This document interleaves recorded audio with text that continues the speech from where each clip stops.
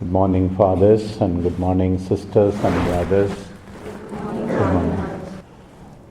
Today we are told that the Lord taught with a lot of authority, both at the beginning of the Gospel and towards the end. Two words are used. They were astonished, they were astounded at the Lord's teaching, because he taught them with authority, unlike their scribes. We all are called to imitate Jesus Christ in teaching. Not only the priests when they are preaching, but each of you, sisters, brothers, each one of you is called to teach with authority. So many of the commentaries I went through, what does it mean to teach with authority? Most of them say the scribes were repeating what other people were saying, but then Jesus spoke on his own. So some of us write this one says this one says this, according to him. When you eliminate all the quotations, hardly 10% or 5% remain in most of the theses. Maybe because we don't know anything new, but then what have you arrived at by the study of what you have done?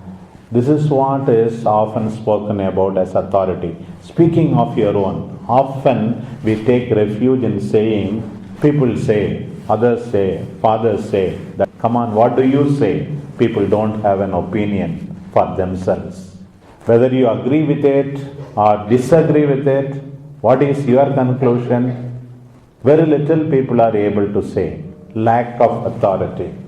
We have Xerox copies in abundance, but people have Xeroxed ideas, Xeroxed behavior, aping others blindly.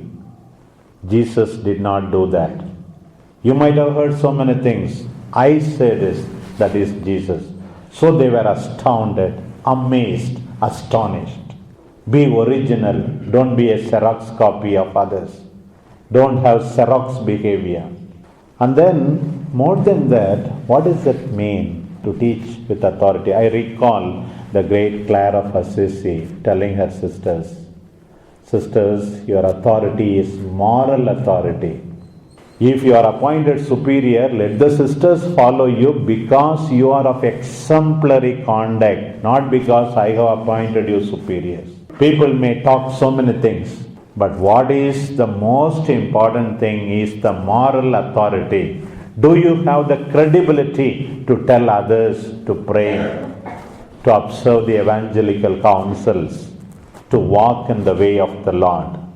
It is the moral authority above all, I think, especially in the religious context.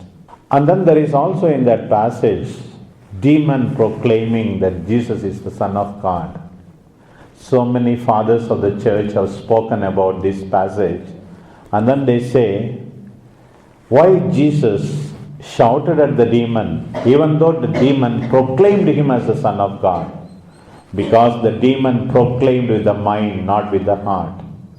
Peter proclaimed with the heart. The Lord said, blessed are you, son of Jonah. The founder of the MSFS, Father Mermier, used to say, the heart of education is the education of the heart. You may learn so many things in this institute. If your heart is not educated, you are no different from the demon. You are no different from the demon. You may have lot of statistics, information filled up in your hard disk of the mind. What happens to your heart? We need to become better persons. What we say is not important.